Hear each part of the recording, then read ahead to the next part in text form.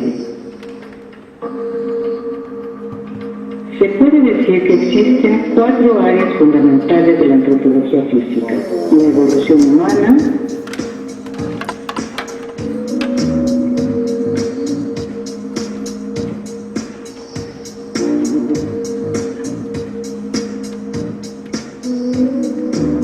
la somatología,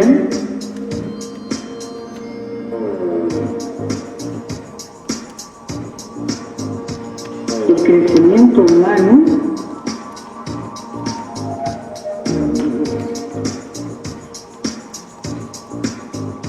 y la osteología.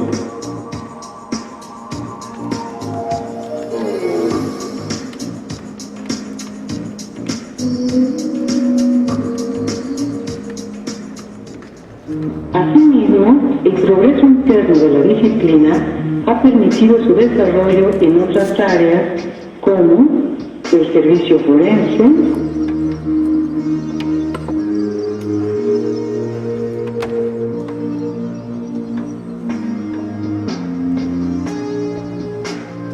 ergonomía,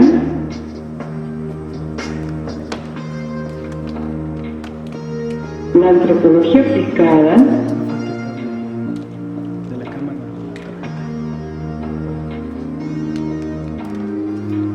procesos de momificación,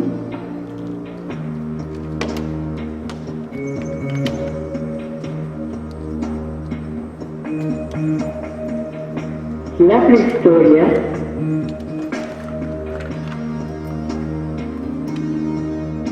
la genética,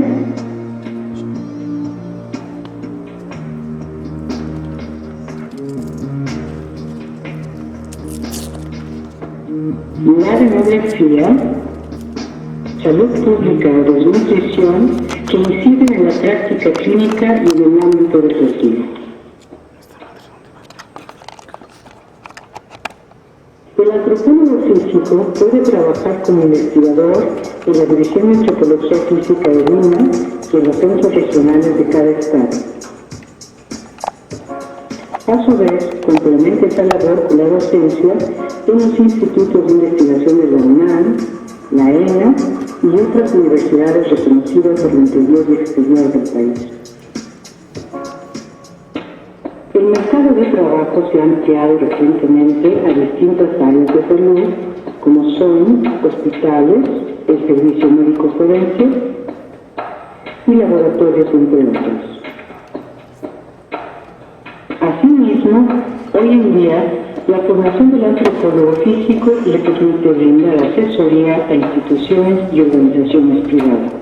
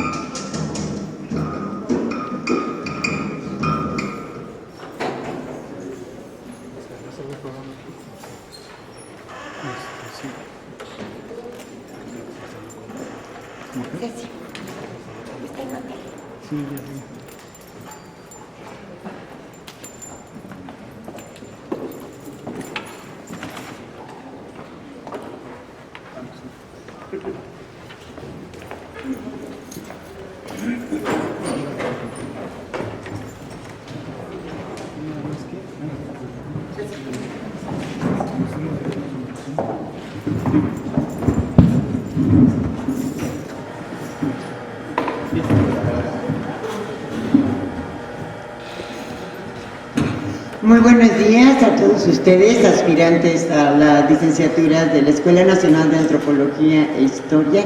Bienvenidos a esta primera conferencia sobre antropología física que abre el ciclo de conferencias Introducción a las disciplinas antropológicas e históricas de nuestro curso propedéutico presencial.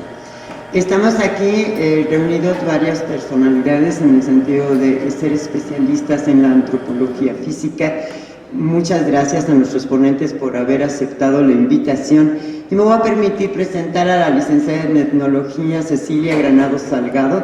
quien ella va a hacer la presentación oficial de nuestros ponentes, y también Ana Lilia Concepción Ruiz Gil, que va a estar encargada de las proyecciones de las diapositivas. Nosotras tres somos integrantes del Departamento de Planeación Académica, que tiene bajo su responsabilidad la organización del curso propedéutico, tanto presencial como virtual. Muy buenos días, bienvenidos. Mi nombre es Cecilia Medina, titular del departamento. Estamos a sus órdenes y ahora los dejo la palabra con Cecilia Granados. Hola, buenos días y bienvenidos todos. Yo les voy a presentar a nuestros conferencistas y les presento al maestro Juan Manuel Argüelles San Millán. Él es licenciado en Antropología Física por la Escuela Nacional de Antropología e Historia, con el grado de Maestría en Filosofía de la Ciencia, y cuenta con una especialidad en Historia de la Biología por la UNAM. Es también maestro en Filosofía de la Biología y Ciencias Cognitivas por la Universidad del País Vasco. De su autoría tiene 7 capítulos de libros, 9 artículos en revistas y 2 publicaciones en manuales, además de haber sido coordinador editorial de 2 libros. Ha presentado ponencias y conferencias en más de 30 congresos nacionales e internacionales. Es profesor de la licenciatura en Antropología Física en las siguientes asignaturas: Paleoantropología y Prehistoria, Teorías Evolutivas y Antropología del Comportamiento, y tiene un proyecto de investigación formativa con el nombre de Cognición y Heterocronía, el caso de los simios enculturados. Ha sido profesor invitado del Colegio de Posgraduados en las siguientes materias: Neurología y Aprendizaje, Epistemología e Introducción a la Antropología, y actualmente es el jefe de la División de Posgrado de la Escuela Nacional de Antropología e Historia. También contamos con la presencia del maestro Bernardo Adrián Robles, licenciado en Antropología Física por la ENA. Su investigación de tesis, denominada La incertidumbre de una realidad fragmentada, estudio antropológico sobre la representación del cuerpo en un grupo de hombres con prácticas heterosexuales diagnosticados con VIH positivo, le valió la mención honorífica en los Premios Nacionales del INAH en 2005, correspondiente al área en Antropología Física. Del 2006 al 2008, el antropólogo Robles realizó sus estudios de maestría en la ENA, graduándose con el trabajo Telcida como espacio de interacción, encuentros y desencuentros en su relación con los usuarios, ensayo con mención honorífica presentado en septiembre de 2008. Actualmente se encuentra realizando su tesis doctoral bajo la asesoría de la doctora Florencia Peña, dentro de la línea de investigación Antropología y Salud en Grupos Contemporáneos.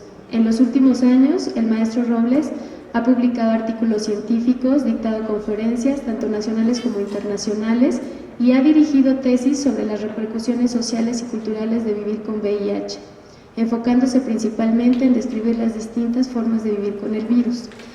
También nos acompaña la maestra Natalia Bernal Felipe, licenciada y maestra en Antropología Física por la ENA, cuenta con una especialidad en Mujer y Relaciones de Género por la UAM Xochimilco, y actualmente es estudiante del doctorado en Antropología Física aquí en la ENA, y desarrolla la investigación Ciclo de Desarrollo de los Grupos Domésticos de Afrodescendientes en el distrito de Jamiltepec, Oaxaca, en 1890.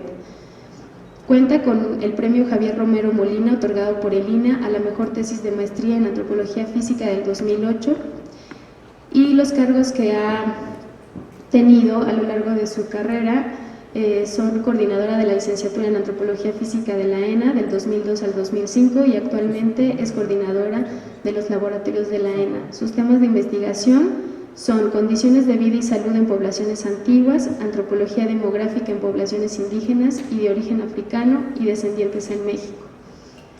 Les cedo la palabra a los especialistas. Gracias. Gracias. ¿Qué tal? Buenos días a todos. Muchas gracias por la presentación. Pues qué gusto tenerlos aquí. A nosotros nos toca tratar de convencerlos de que estudien Antropología Física, lo que es en sí todo un reto, porque pues es una cuestión rara. Yo soy Juan Manuel Argüelles. y me gustaría platicarles primero un poco sobre la antropología general. No sé si tengan, bueno, yo cuando llegué aquí y me senté ahí tenía muchas dudas de por qué estaba sentado aquí.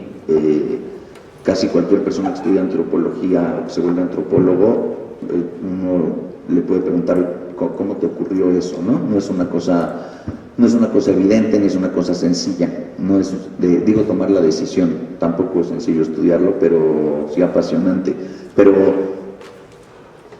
sobre todo en el caso de la antropología física, ahora veremos que está muy vinculada con la biología humana, pues yo pienso que es muy evidente cómo alguien se volvió médico o cómo alguien se volvió biólogo, porque son cosas muy inmediatas, son cosas que de alguna manera hemos visto o nos hemos relacionado con ellas toda la vida, suelen ser atractivas en sí, entonces es una cosa más o menos natural, o por lo menos no es de extrañarse que alguien lo haga. En cambio, llegar a la antropología en sí ya es una cuestión pues, un poquito singular.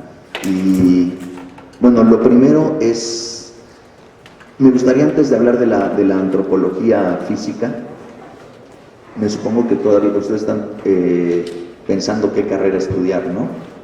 Y me supongo que hay gente que vino aquí porque lo tenía muy claro por alguna cuestión de historia de su vida o porque ha estado involucrado con ello en otros momentos, conoce gente que es antropóloga, qué sé yo. Hay gente, no obstante, que empieza a escuchar hablar de ello saliendo de la prepa o cuando terminas tus estudios básicos, entonces empiezas a preguntarte qué quieres ser. Y la verdad es que me gustaría primero hablar un poquito de la antropología en general, de la antropología sin adjetivos. Esto es, lo primero, creo que es un acierto que estén aquí porque yo pienso que cualquier carrera de esta escuela son carreras bellísimas y no creo que se arrepientan de estudiarlo, ¿no? Es decir, no creo que se arrepientan de saber antropología. Luego, a la hora que te enfrentas al trabajo y a la vida cotidiana, te puedes arrepentir seriamente de haber estudiado antropología. Y este es como que el primer punto que, digamos, uno tiene que pensar si quiere o no estudiar esto, porque vas a estudiar 4 años, llevas estudiando toda tu vida, ¿no? Y cuando al final, yo acabé en la preparatoria porque porque desde chiquito no me acordaba no haber ido a la escuela, entonces cuando lo enfrenté dije, ni modo que no sirva para nada haber estado toda la vida haciendo la tarea y haciendo cosas, pero la verdad es que no es que estuviera yo apasionado o seducido por ninguna cuestión profesional. Yo más bien quería ser rockstar, y no lo logré, y lo digo en serio. Como todo el mundo, yo creo que como cualquier persona seria, ¿no? Pero lo que sí es cierto es que después de todos los estudios vas a estudiar 4 años una carrera que de alguna u otra manera va a marcar tu perfil de vida. Y yo creo que uno debe de pensar en su carrera de 2 maneras. Una, ¿qué me conviene hacer? Y otra, ¿qué me gustaría saber? Con respecto de qué te conviene hacer, pues no estudien antropología. Ahora sí que huye mientras puedas, Simba, porque pues no es una cosa que uno aborda con fines de lucro, por ejemplo. No es si alguien tiene la inquietud y es que están a tiempo, y además todo esto lo digo totalmente en serio, ¿no? Si estás planeando estudiar antropología como ese vínculo que te va a insertar en la oferta laboral del país y tal, pues no estudias antropología, de ningún tipo de antropología. O alguna vez han abierto el periódico y se solicita etnolingüista bien remunerado, pues no existe, ¿no? Y en ese sentido esta escuela es un caso raro de las escuelas de México. La antropología creo que uno debe de estudiarla sobre todo si eres el tipo de persona que quiere comprender el mundo de una manera particular, abordar el mundo de una manera particular, ver el mundo con unos ojos específicamente. Y para eso pues no hay nada como la antropología. Es decir, si uno se voltea y ve el planeta con todo lo interesante que tiene el planeta, pues lo más interesante del planeta, no lo digo por antropocentrista, aunque desde luego que lo soy, pues lo más interesante que hay es el ser humano, ¿no? Y cómo somos, y cómo nos movemos, y por qué hacemos lo que hacemos, es para para pensar de esa manera están en el lugar adecuado. La antropología es, yo siempre lo pienso así, si uno piensa en un astrónomo o uno piensa en un astrofísico, pues a todos nos encantan las estrellas, a todos, y a todos, más ahora después de los Óscares, bueno, ahora tenemos una estrella mexicana, o dos, pero lo cierto es que pues, tú te acuestas junto a un físico, junto a un astrofísico en la arena, para poner un lugar romántico. Es el lugar más incómodo y más romántico del mundo, pero tú te acuestas en la arena y ves hacia arriba y la verdad es que estás viendo un montón de estrellas y son preciosas y son un espectáculo bellísimo y algo sabes lo suficiente como para que te parezca interesante. Pero si estás junto al físico, él está viendo absolutamente otra cosa. En un sentido, mucho menos romántica que la que tú estás viendo, ¿no? Tú estás viendo las estrellas y estás pensando justo en... Pues uno se pone místico inmediatamente. Y él a lo mejor está pensando en pulsares y en cuasares y en que, ¿no? Las dimensiones en las que se tuerce el universo, qué sé yo. Pero lo cierto es que está viendo otro universo que el que tú estás viendo cuando apunta con un telescopio hacia arriba. Y la antropología es exactamente igual, pero para los humanos. Tu amigo astrofísico se voltea y ve a la gente, De ahí salen las cosas, ¿no? De ahí los pensamientos como, qué pesada es la gente, o qué maravillosa es la gente. Estás acostumbrado a ver las cosas pues, como cuando uno ve las estrellas. Y en cambio, cuando tú tienes una formación de antropología, sí puedes voltear con tus ojos de antropólogo y ver una serie de fenómenos y ver una serie de cosas que no ve la demás gente. Y que es un poco un calvario y que es mucho un tormento, porque la verdad es que mientras que los demás pueden ser lapidarios o pueden ser decisivos con respecto de sus juicios sobre cómo nos comportamos los humanos, pues tú ya te fregaste en la vida, porque nada vas a poder decir en un sentido completamente categórico, porque para todo vas a ver una serie de cuestiones que tienen que ver con la complejidad del ser humano, y uno se vuelve en un sentido, no sé cómo decirlo, como que inútilmente piadoso, porque pues claro, también uno nunca puede volver a calificar las cosas tan categóricamente como lo hacía, y a veces es necesario calificar las cosas categóricamente, pero lo cierto es que ves el comportamiento y ves el proceder de la gente y lo ves con otros ojos y sabes cuáles son las causas y sabes que más o menos todos somos todo, y la verdad es que se vuelve mucho más tormentoso pero mucho más interesante. La antropología es la mejor manera para no hacerte un juicio de qué es el ser humano, y eso es paradójico o al menos contraintuitivo, pero uno se hace una serie de preguntas, luego se muere con esas preguntas y listo. Y bueno, y luego no hay otras muchas maneras de hacer la vida, pero para empezar, de verdad creo que cualquier carrera que esté involucrada con conocer la naturaleza y la variabilidad del ser humano y exactamente por qué hacemos lo que hacemos, ya es una avanzada. Y además, todas las carreras de esta...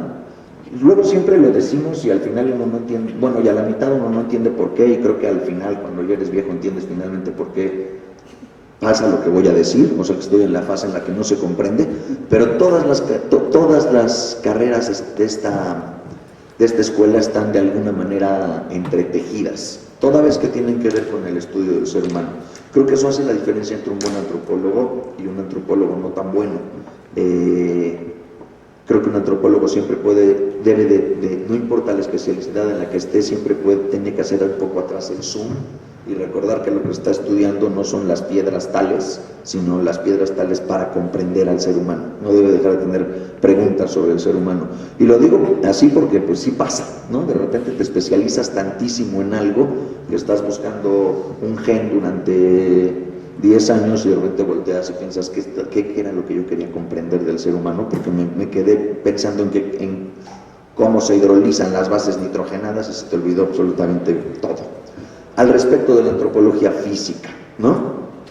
La antropología física, no sé, hay tantas definiciones de antropología física como antropólogos físicos hay en el planeta, y además casi nunca están de acuerdo en general, pero creo que ninguno se enojaría si la defino como, primero, como aquella ciencia o aquella disciplina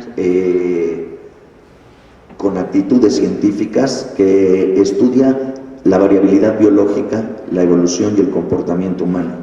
Y eso lo hace desde una perspectiva filogenética, es decir, desde la evolución y la historia de la ancestría de los humanos, desde una perspectiva ontogenética, es decir, desde el desarrollo biológico de los seres humanos, y desde una perspectiva histórico-social, y que es cuando las unes es la posibilidad, digamos, de entender bioculturalmente el fenómeno que significa la humanidad.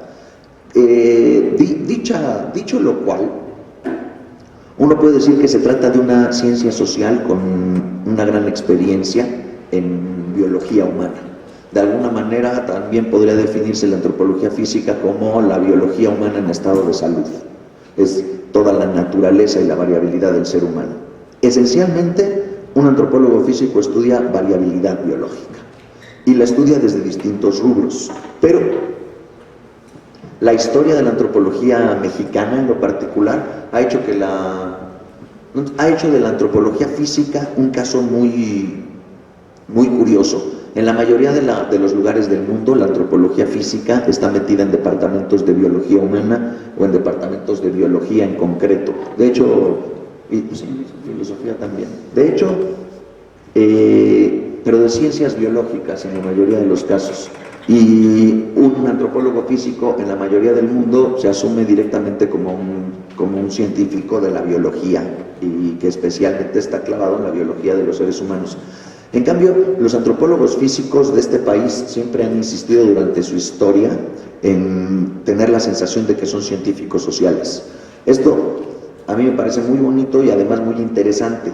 Rastrear su historia es interesante porque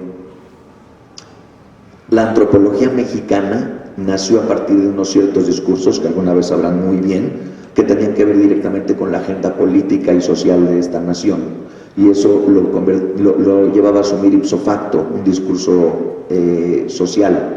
De modo que, mientras que en lo que llamamos las ciencias sociales ha habido una historia tratando de legitimar a las ciencias sociales como ciencias de la misma categoría de las ciencias de variables mesurables, digamos, de entidades discretas,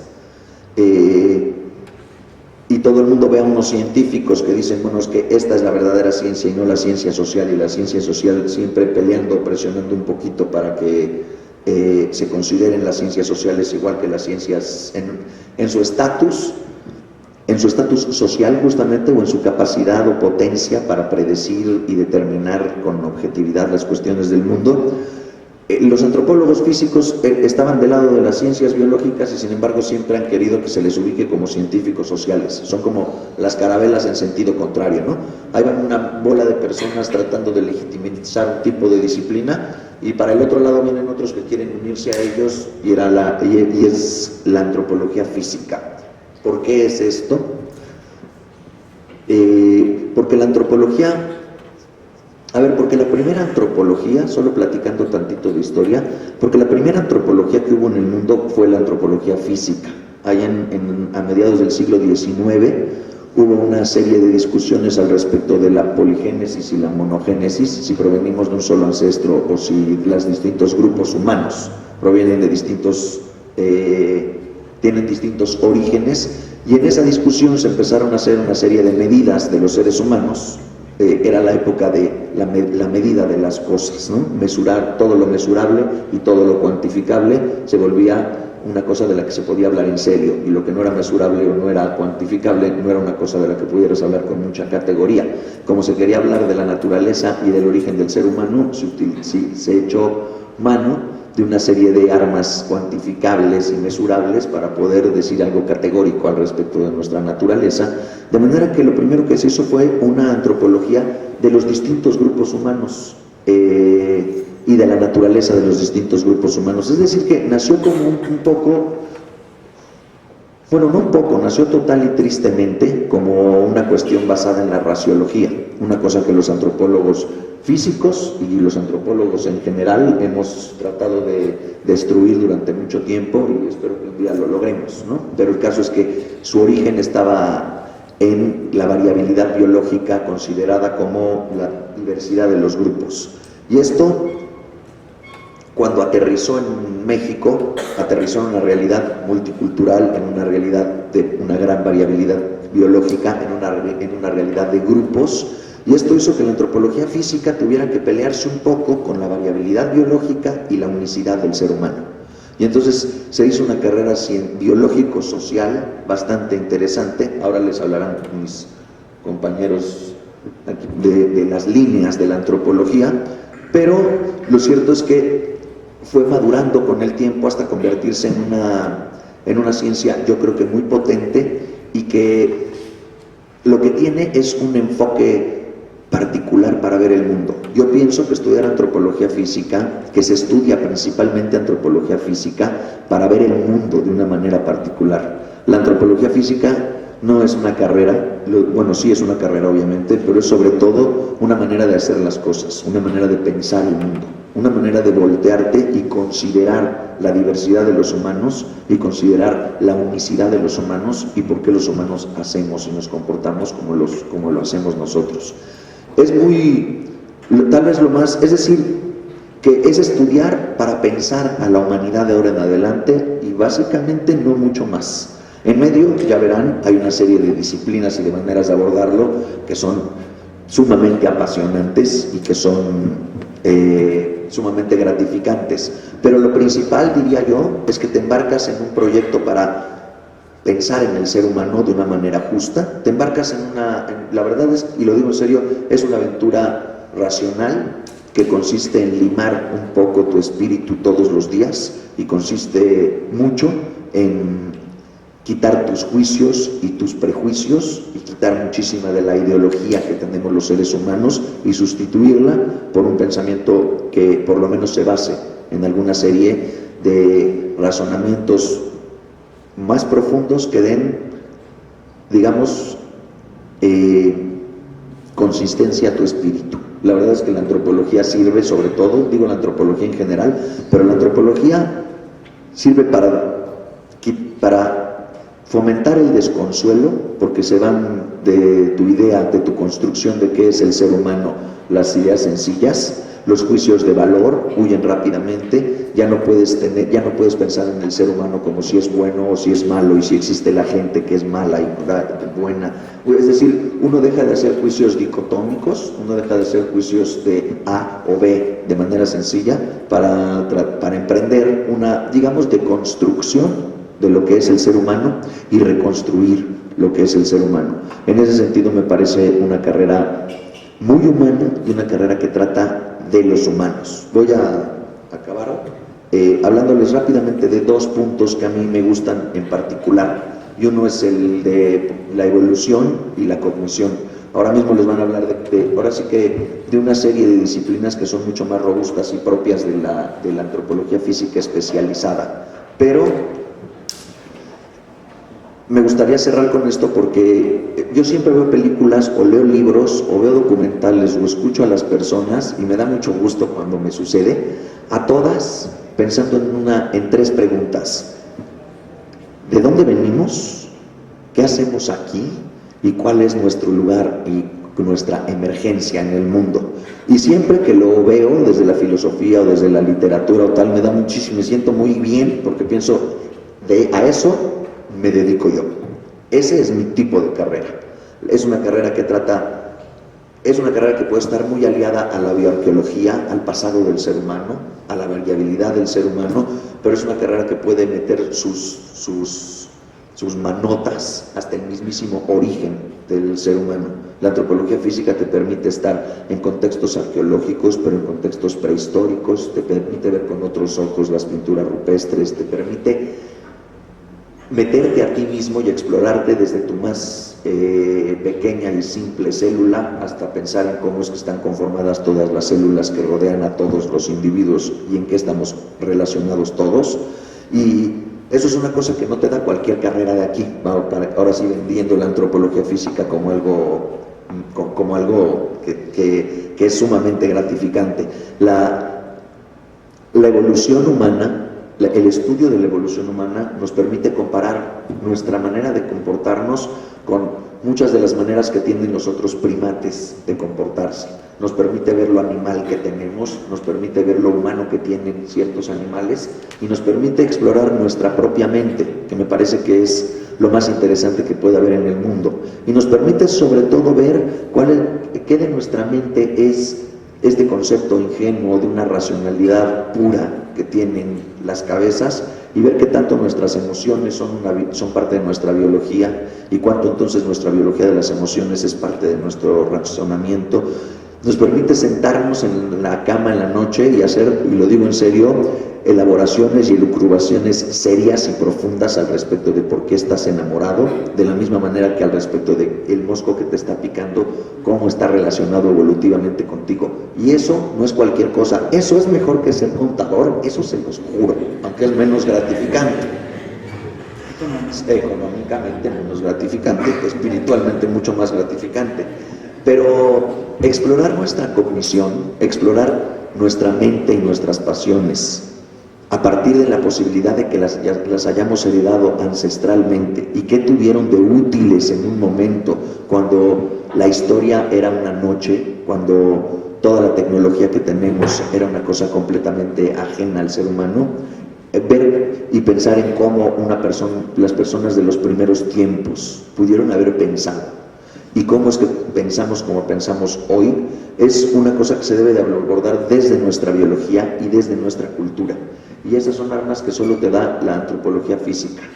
Yo siempre he dicho esto, lo digo con toda confianza, yo creo que cuando veo el éxito que tienen otras personas que llevan una carrera muy lucrativa, sin duda alguna me acercaría y le diría, no sabes cuánto le deseo a usted mi clase de éxito. Y si estudian antropología física, van a ver qué padre es tener una vida como la vida que tiene un antropólogo físico.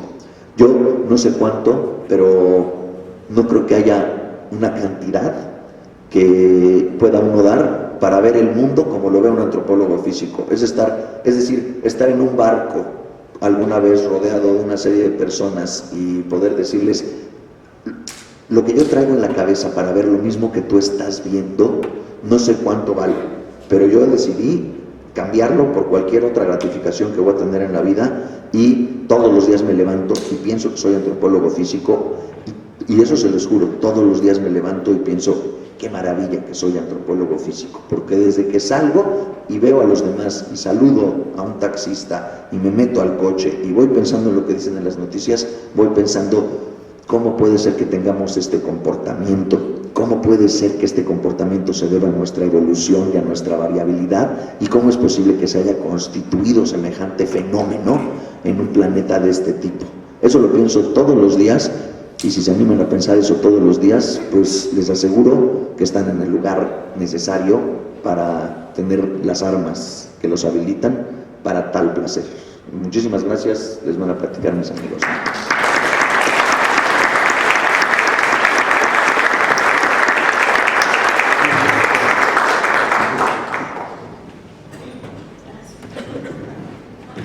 Oye, Tom. Ahora viene en serio la charla. La charla en serio. Desde el departamento de cursiladas.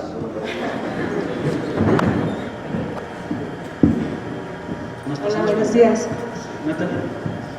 Ok, sale. Bueno, pues ya como les habrán comentado, yo soy Natalia Bernal, también soy antropóloga física y un poco relacionando con lo que Juan les acaba de exponer. Efectivamente, ¿no? La parte de la antropología física siempre está vinculada con aspectos biológicos. Y bueno, pues en mi experiencia, antes yo de llegar a la escuela, estudié casi 2 años de medicina. Ya luego me di cuenta que no era lo mío, entonces yo me salí y me vine para acá, ¿no? Eso me costó que mi padre no me diera dinero como por 4 años, ¿no? Porque él pensaba que ser antropólogo es como ser como drogadicto, ¿no? Es hippie, ¿no? No sé, ¿no? Entonces, pues ya al final, después de muchos años me dijo, pues ya me di cuenta que nunca te hiciste hippie ni drogadicta y no eres tan malo en lo que haces, ¿no? Y bueno, pues un poco lo que yo les voy a platicar es toda esta parte que yo he hecho en antropología física. Pues como bien dice el video, ¿no? Tiene 4 ejes temáticos, ¿no? Así como importantes. Entonces se mencionó la astrología, la que sigue.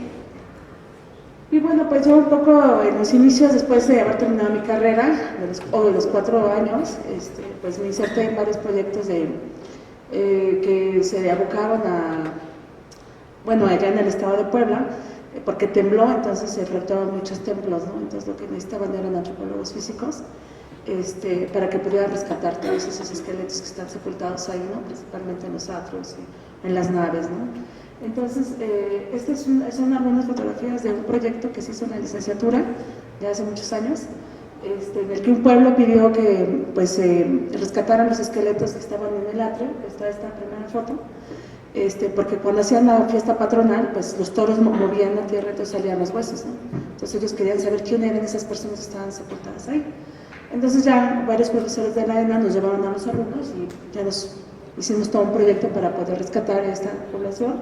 Y bueno, pues ahí están las calas, ahí están mis compañeros y bueno, ahí están los pozos de donde se obtuvieron los esqueletos. Esta foto del lado izquierdo es como la vista antes de hacer toda la intervención, y en la foto de arriba es cómo encontramos nosotros los entierros, ¿no? Entonces, para poder llegar a esta foto, ¿no? A donde están ya los entierros así acomodados de manera anatómica, pues quien los excava debe tener muchos conocimientos, ¿no? No muchos, pero algunos, como anatomía, como técnicas de excavación, como geología, ¿no? Para saber en qué capa están, si son hombres, si son mujeres. Pero el hacer todo esto pues implica muchas cosas, ¿no?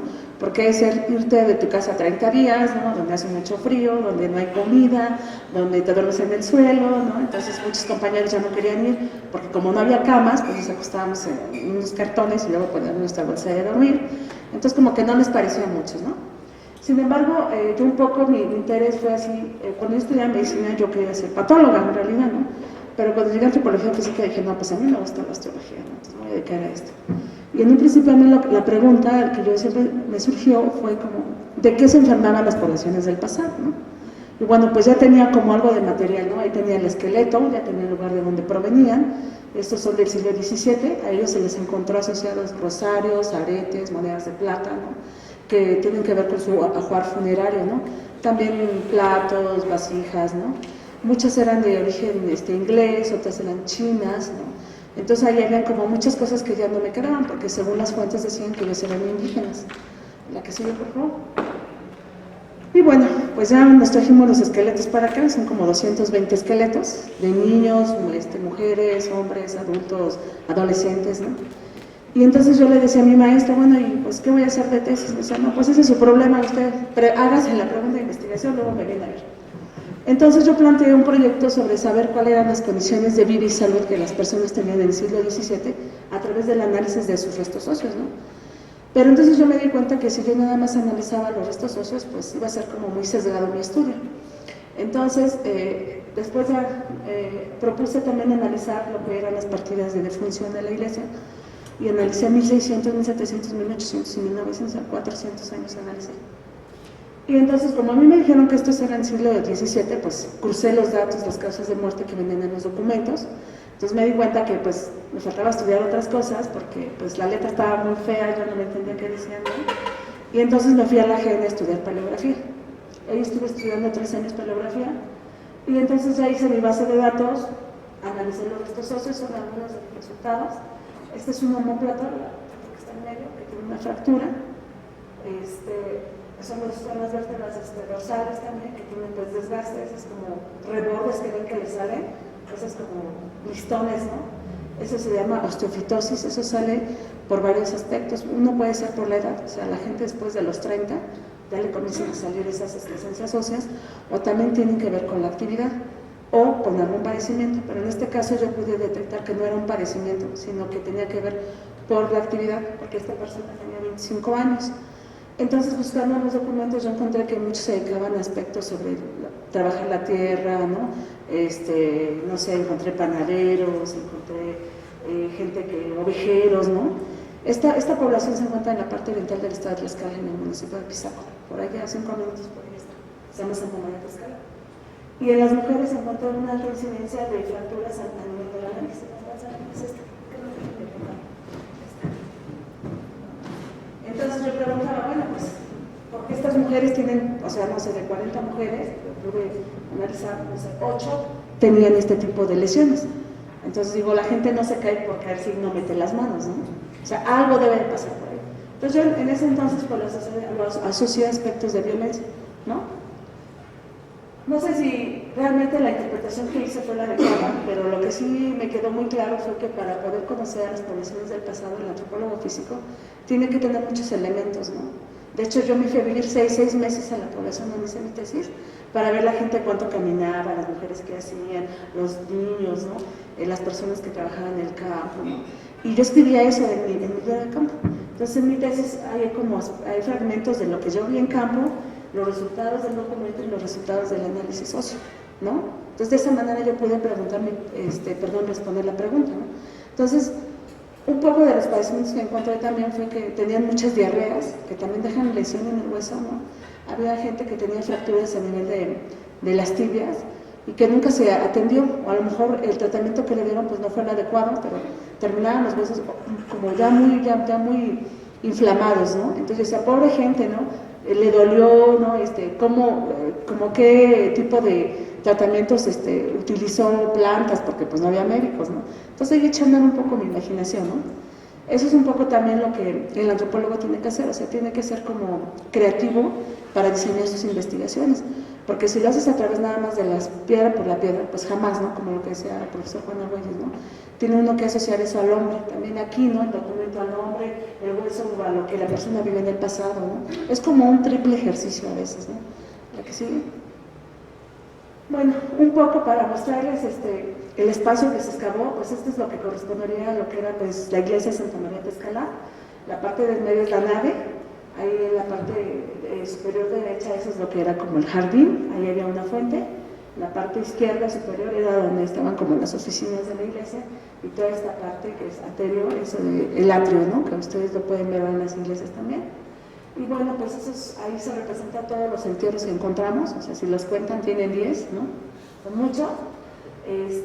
También otra de las preguntas que se hicieron fue de que seguramente las personas que están sepultadas afuera de la iglesia pues tenían peores condiciones que las que están adentro, porque pues ya no sé, sus clases de historia recuerdan que la gente que era sepultada al interior de los templos era gente de una clase social pues con recursos, ¿no? De hecho se pagaba, ¿no? Porque te sepultaran.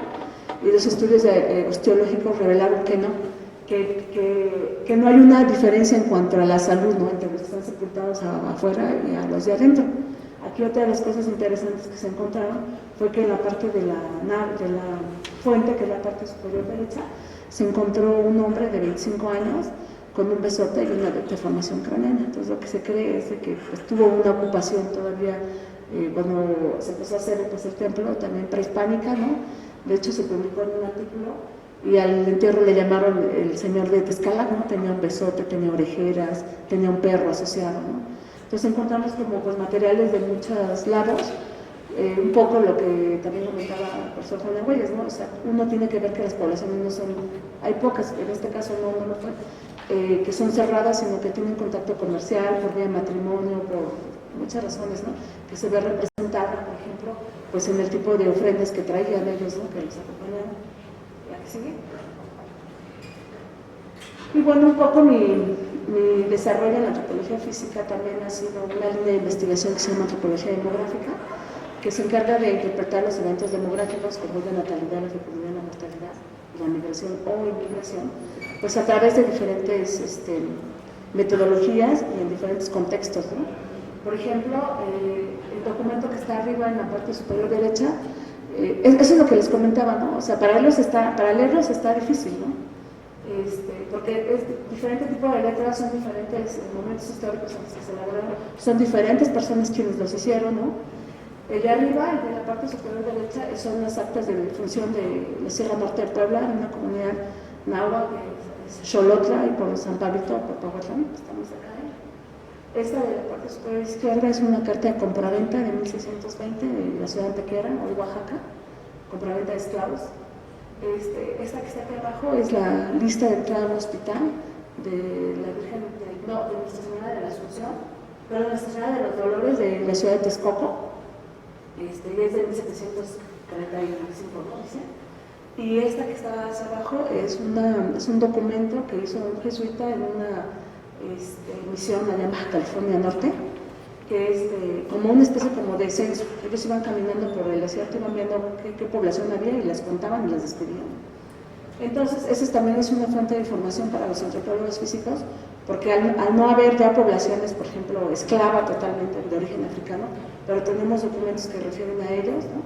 En el caso también pues, de estas poblaciones del norte de México, que ya desaparecieron también, pues tenemos pues, los documentos, quiénes son, qué edad, dónde estaban, qué comían, ¿no? Entonces son datos importantes para la antropología física. ¿La que sigue? Y bueno, este es un ejercicio que yo hice en la ciudad de Oaxaca. Hace un par de años estaba yo viendo que iba a hacer la tesis de doctorado y bueno, un poco que yo había trabajado en población indígena, ¿no? A través de nuestros socios, a través de entrevistas. También he participado en varios proyectos en los que a los niños van y se les mide, ¿no? Se les pregunta qué comen y cómo está tu familia, quién es tu papá, todo eso, ¿no? Pero me di cuenta que de alguna manera habíamos mutilado ese estudio de la diversidad, ¿no? de la diversidad y la variabilidad de las poblaciones humanas. Entonces fui a Oaxaca y me dieron permiso de revisar un archivo, el archivo de Francisco de Burgoa, en Oaxaca, y me dijeron, aquí tiene, este es un disco que tiene 10,000 documentos, ¿no? Entonces, pues búsquele a ver si le interesaba. Entonces filtré la base y de esos 10,000 documentos, yo filtré por esclavo, por mulato, por negro, ¿no? Todos esos términos con los que se les ha denominado a la población de origen africano, y encontré como 1,300 documentos y los dividí en varios tipos, ¿no? Uno era compraventa, otra donación, poder especial, testamentos, cartas dotes, poder de aprendiz y fianzas. Entonces ya me puse como loquita a leer todos los documentos. Y la que sigue. Y entonces comenzaron a surgir muchas preguntas, porque en todas mis clases de historia, la mayoría, pues a mí siempre me enseñaron que las personas que llegaron a México, que eran de origen africano, se habían quedado como esclavos, ¿no? Pero con esos documentos que yo estaba leyendo, pues me fui a enterar de que también eran unos bandidos, ¿no? Que también robaban y mataban a la gente, pero que hubo monjas que donaron dinero y donaron aparte bienes a un convento porque se metieron de monjas, y como eran muy ricas, pues huérfanas, pues no tenían a quién dejarle dinero, entonces se lo dejaron a la iglesia, ¿no? Luego encontré una mujer mulata que tenía esclavos también.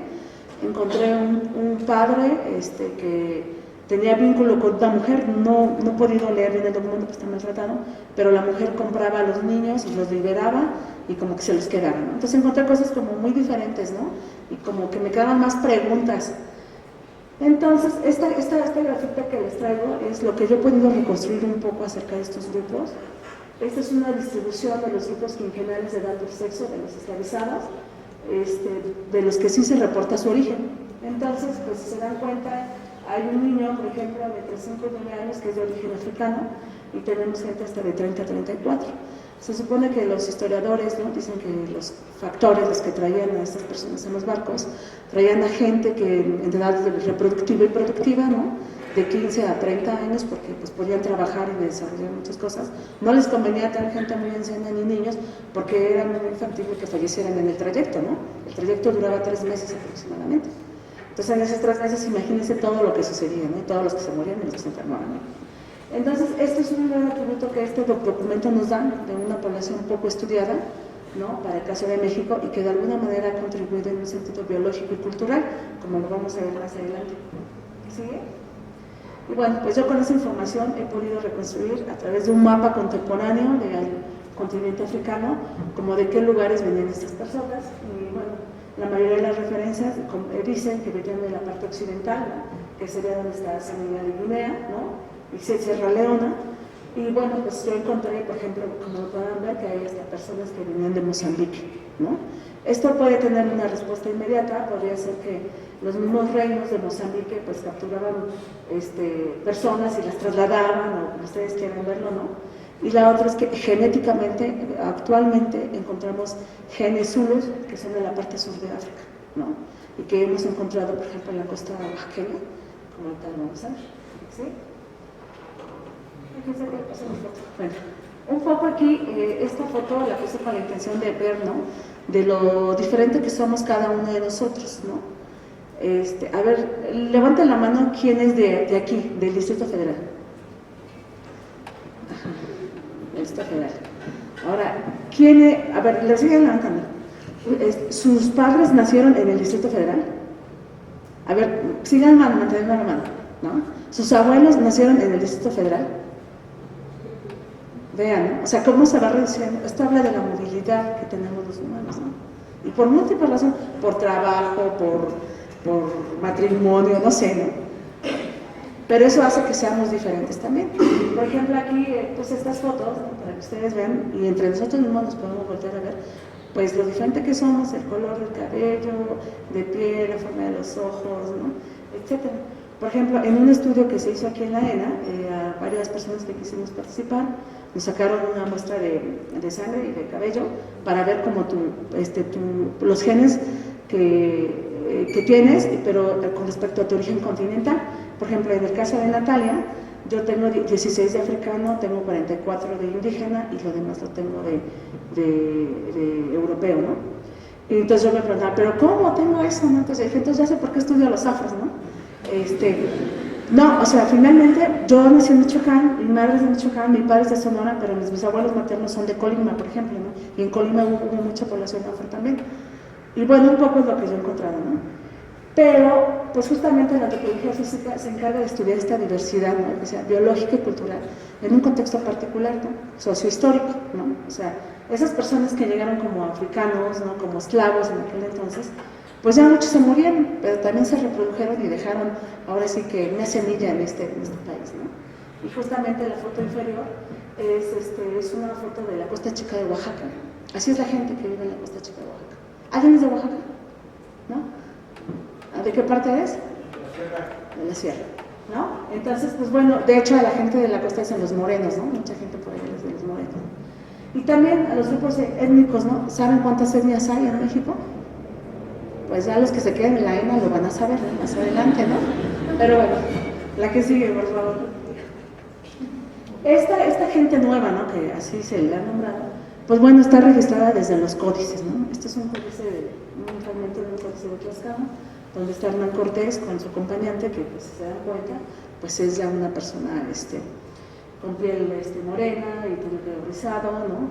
Aunque está vestido a la española, ¿no? Muchos de ellos fueron llevados de África a España porque eran excelentes con las armas, ¿no? Muchos imperios africanos obtuvieron su poder a través por el manejo de los metales. ¿La que sigue? Y bueno, pues ahí viene la parte así como que más apegada a la antropología física, a lo que nos han enseñado. Estos dientes que están aquí del lado izquierdo, ¿qué les ven de raro?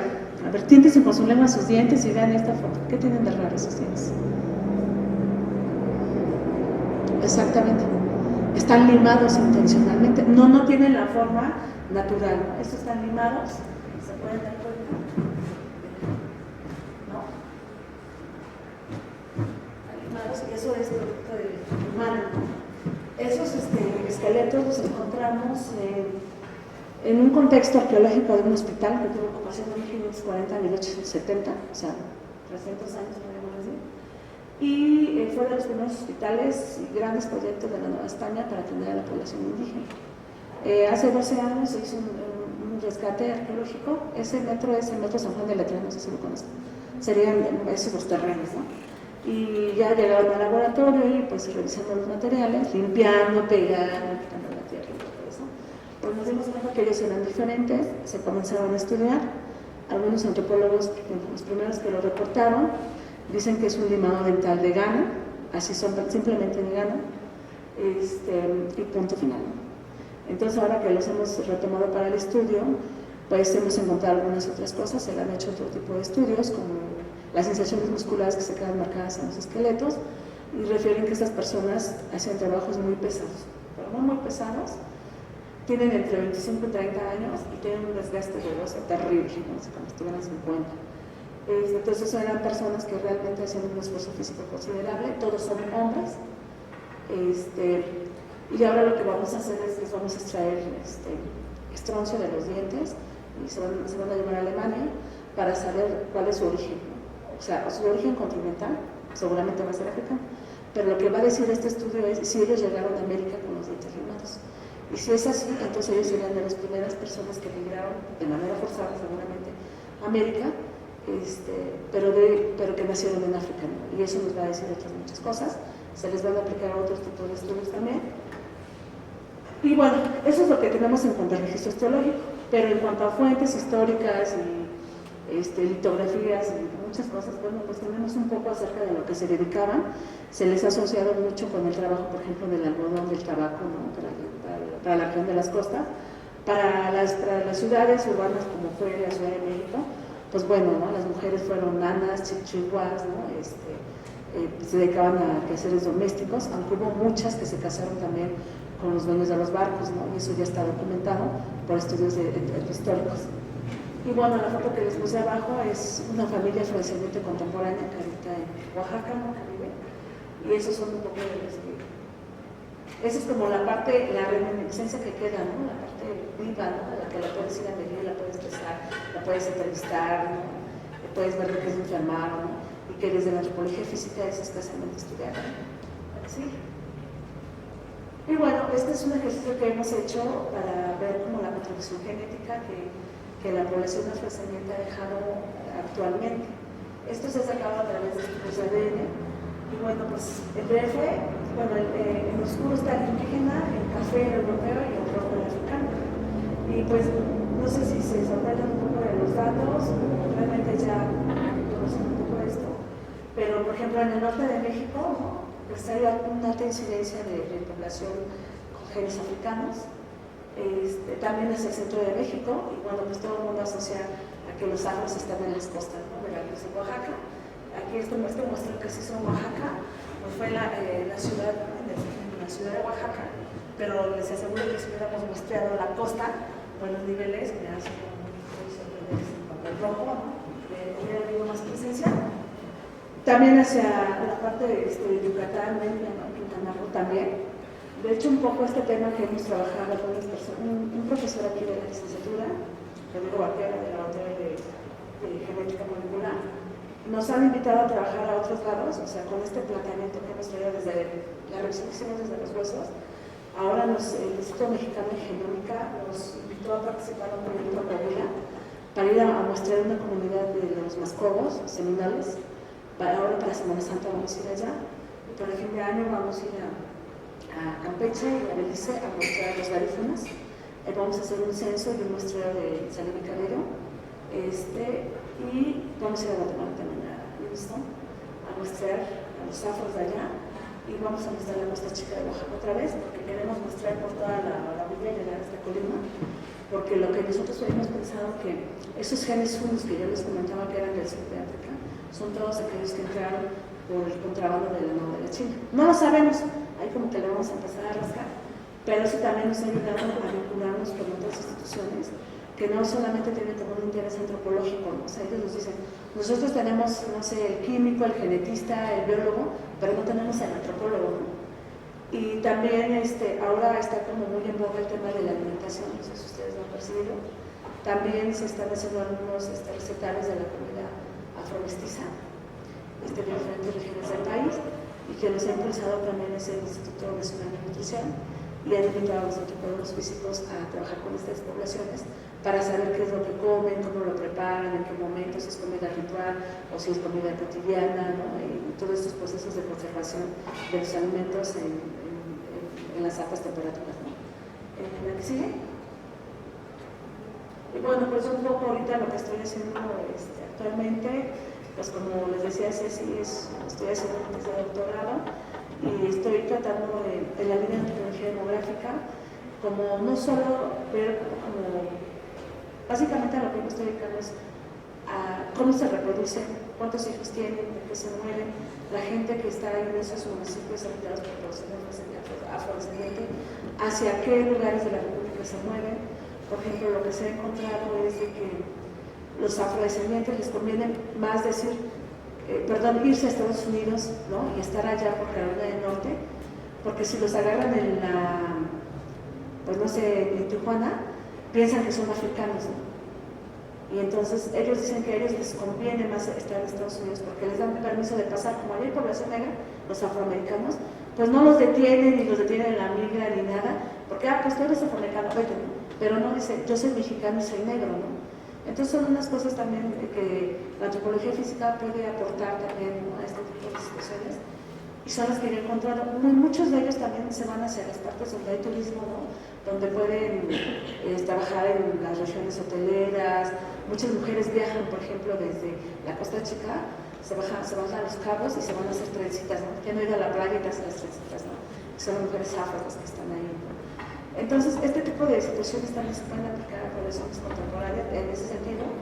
Yo un poco más me he dedicado a cuestiones sobre documentos y, por ejemplo, estas son algunas de las preguntas que yo pretendo contestar con mi proyecto de investigación, que es cómo en 1890 se utilizaba el concepto raza, siendo que desde 1824, ¿no? Con la abolición de la esclavitud, ya se había eliminado esto, ¿no?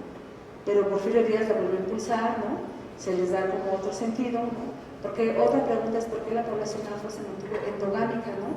En la región de la costa, ¿no? Y es muy interesante porque en 1964 se abre la carretera que va para Acapulco. O sea que por muchos años la población estuvo cerrada, ¿no? Geográficamente, ¿no? De hecho, ustedes si van a ir a la costa, la gente de ahí migra poco.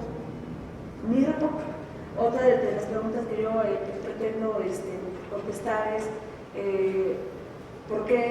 cómo se reproduce, ¿no? O sea, cómo las mujeres regulan su fecundidad, usan métodos anticonceptivos naturales o de qué tipo, ¿no? Y una de las cosas maravillosas que he encontrado es prácticamente contra ¿sí? Bueno, este es el censo original que estoy analizando. Este censo tiene más de 100 años que se elaboró. Yo fui a Oaxaca, me dieron permiso de digitalizarlo, me lo traje a mi casa y estoy haciendo la tarea de las bases de datos, ¿no? La que sigue. Y bueno, la que sigue. Esto, bueno, pues ustedes sí ubican en el mapa de la República Mexicana, en la costa oaxaqueña. Tiene 3 distritos, yo lo que voy a estudiar es el que está pegado a Guerrero, que es ¿no? Es colinda con Guerrero, ¿no? Y bueno, es una de las regiones donde hay mayor concentración de población afrodescendiente y ya ha sido reportado por Aguirre Beltrán, ¿no? Antropólogo social médico también, ¿no? Desde los años 50. Y bueno, son unas fotos que les puse para ejemplificar un poco cómo eran hace 40 años y cómo ellos son los niños actuales de la costa chica de Guerrero, de Oaxaca. ¿Sí? Y bueno, pues un poco también acerca de su estilo de vida, ¿no? Cuando uno estudia una población, la tienes que contextualizar. A mí me ha costado un poco de trabajo, les voy a ser sincera, porque no tengo muchas referencias, ¿no? Para poder hacer esta investigación me he tenido que conectar con gente de varias partes del mundo. Así por internet me conecté con un profesor de la Universidad de Dakar en Senegal, el profesor Tejima, y él me ha mandado mucho material, ¿no? Así como lee esto, revisa aquí, revisa allá, ¿no? Estando en Oaxaca un tiempo conocí a un profesor alemán, también de él me ha mandado material, y una profesora de la Universidad de Kentucky, porque ellos han estudiado a las poblaciones afro y muchos de ellos tienen material de las poblaciones afros de México, pero tampoco lo han publicado. Entonces un poco lo que yo he hecho es pues, jalar de fotos, de lo que ellos me mandan, de lo que yo encuentro. Y esto es lo que podría yo comentarles de lo que es la vida en la costa, ¿no? Ellos se dedican a la pesca, también a trabajar la tierra, muchos se dedican a la ganadería, que es una actividad que desde que los llevaron a la costa se han dedicado. Ellos también sí siembran, por ejemplo, la jamaica, no sé si sepan que la jamaica es de origen africano. Siembran el ajonjolí también, trabajan la caña, varios trabajan el barro, aunque esa es una actividad que se ha dejado para los indígenas mixtecos, en este caso. Y bueno, pues allá arriba hay una foto donde están salando el pescado, ¿no? Lo sacan, lo lavan, lo salan y lo cuelgan. Es una manera muy tradicional. Quienes lo comercializan son las mujeres y los hombres son quien pescan, y de aquí me hacen un poco estos estereotipos, ¿no? Que dicen el hombre en la costa es flojo, ¿no? El moreno es flojo, ¿no? La mujer es muy trabajadora, ¿no? Pero realmente, si lo entendemos con estos ojos antropológicos, es una manera de organizarse, ¿no? Es una división del trabajo, ¿no? Los niños también participan en ciertas actividades, ¿no? Ellos así, en este sentido de actividades, se caracterizan también en un sentido cultural, en cuanto a danzas, también tienen danzas particulares. Tienen una danza que se llama danza de la tortuga, y tienen una que se llama la danza de los diablos, que solamente se baila el Día de los Muertos, ¿no? Y también tienen una manera peculiar de cocinar. Por ejemplo, yo una vez, cuando fui la primera vez, pues a mí un amigo que es afrodescendiente me dejó con su tía, ¿no? Que es afro. Y la señora les decía a los vecinos que yo era su hijada, ¿no? O sea, yo no era su hija, yo era su hijada, ¿no? Y a mí no me invitaban a las fiestas ahí, ¿no? En un principio. Y después me decían que por qué me habían ido a dejar allá. Yo les decía, no, es que yo vine de vacaciones acá, ¿no? Les decía yo, ¿no? Me decían, es que pensamos que te habían traído para acá, porque te ibas a casar, ¿no? Y como que te iban a guardar, ¿no? Y yo pues dije, no, pues no viene eso, ¿no? Pero son como esas cosas por entender, ¿no? O sea, ellos, por ejemplo, la mayoría se casan entre ellos mismos. Ellos no se casan con un indígena, ¿no? Se casan entre pueblos de negros, como dicen. Ahora recientemente también se ha visto que las mujeres también prefieren como tener hijos con una persona blanca porque creen que el hijo va a tener muchas mejores posibilidades, va a ser aceptado, ¿no?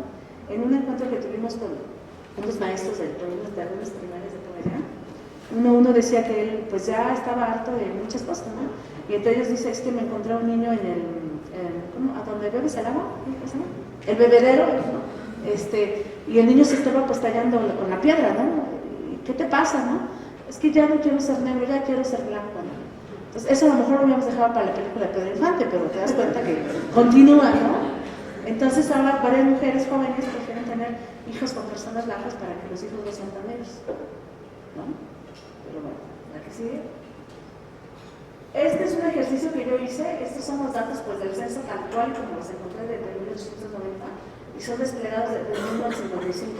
Esto quiere decir que para esta población, Chicometepec, Oaxaca en 1890, la población declaró, ¿no? Que bueno, había gente de 1 hacia 55 años y pueden notar que en los primeros grupos del 1 al 5 hay más o menos gente presente, en el 6 no hay nadie, en el 7 y en el 8 también, en el lado de los hombres, de las mujeres tenemos menos. Entonces, estas son pruebas demográficas que se aplican para evaluar la calidad censal, ¿no? Que hay. Pero obviamente el antropólogo, yo soy antropóloga física, yo no soy demógrafa, pero tuve que aprender esto.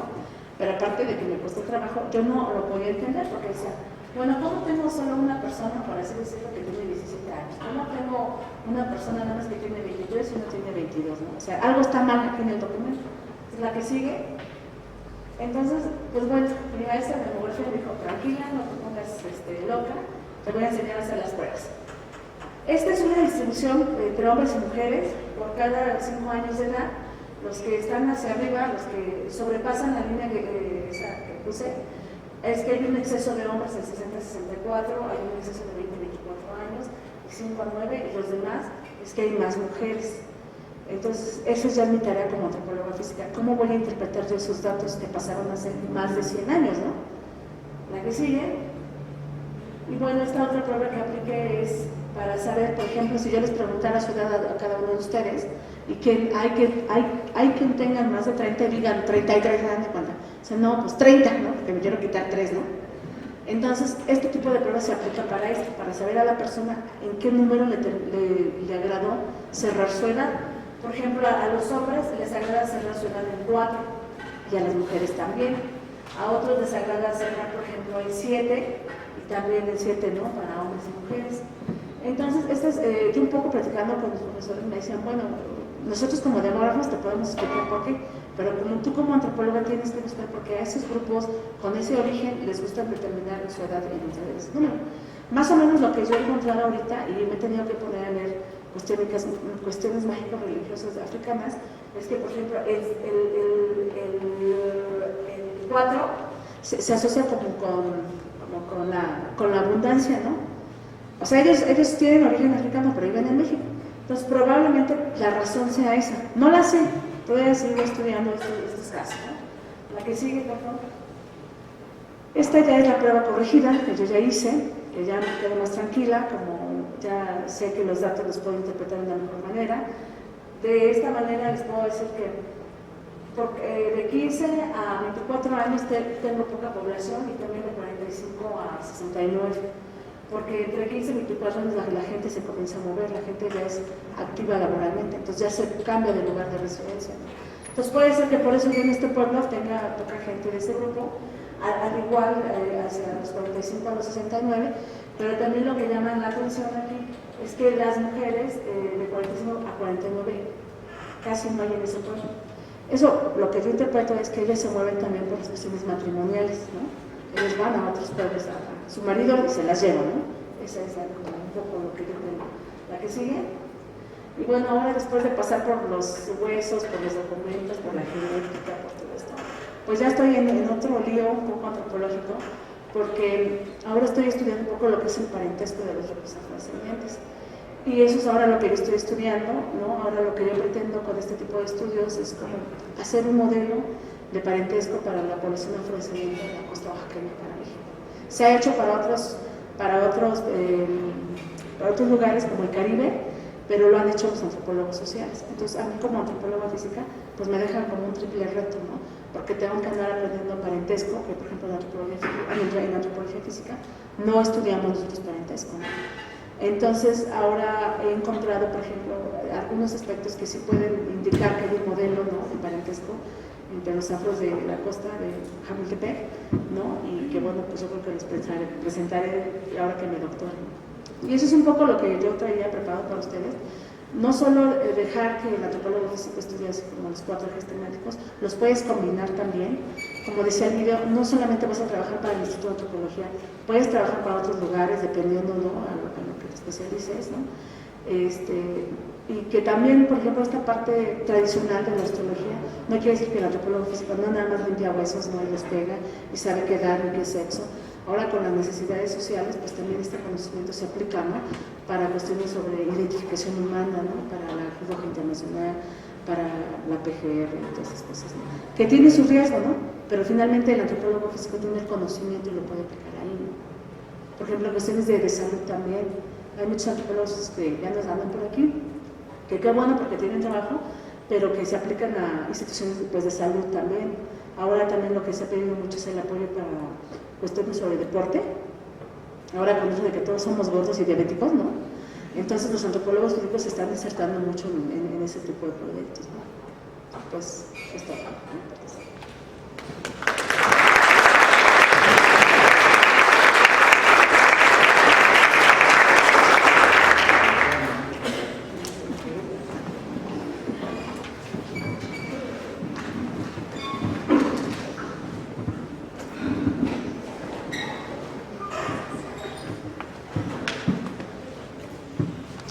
Bien, pues me toca cerrar o concluir con esta mesa de la que hemos estado hablando tanto de la antropología física para hacerles algunos comentarios. De entrada, saber que la ENA en sí es un espacio bastante particular, bastante peculiar. El que ustedes hayan llegado aquí a la Escuela de Antropología e Historia, pues no es solamente casual, ¿no?, sino que también tiende a ser en muchas ocasiones una situación, podríamos decir, coyuntural.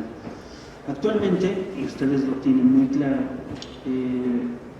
la antropología física ha tendido a ser más conocida por aspectos como programas de televisión, ¿no?, como Bones o algunos otros programas que hacen mención a esta parte forense. La antropología física, como pueden observar a partir de la presentación de la maestra Natalia, es mucho más extensa, es mucho más rica, ¿no? Lo que ustedes deben de tener muy claro son 2 puntos que se han hablado a lo largo de las 2 presentaciones anteriores. Una es tener imaginación, ¿no?, y la segunda es ser creativos. Si ustedes cuentan con esos 2 elementos, con la imaginación y la creatividad, ¿sí?, ustedes van a poder hacer cualquier investigación dentro de la antropología física.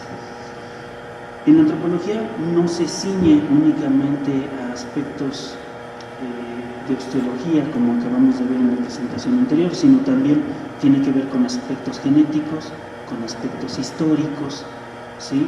Y este es solamente un botón de muestra de los tantos campos que puede hacer la antropología física. Al final de la presentación, la maestra Natalia hacía comentarios sobre la antropología del deporte, ¿no? No es casual que haya grandes deportistas que tengan una genética muy particular para poder correr, para poder saltar, ¿no? Eso no es casual, y la antropología física puede y tiene muchos elementos para poder enfrentar o para poder estudiar este tipo de temas.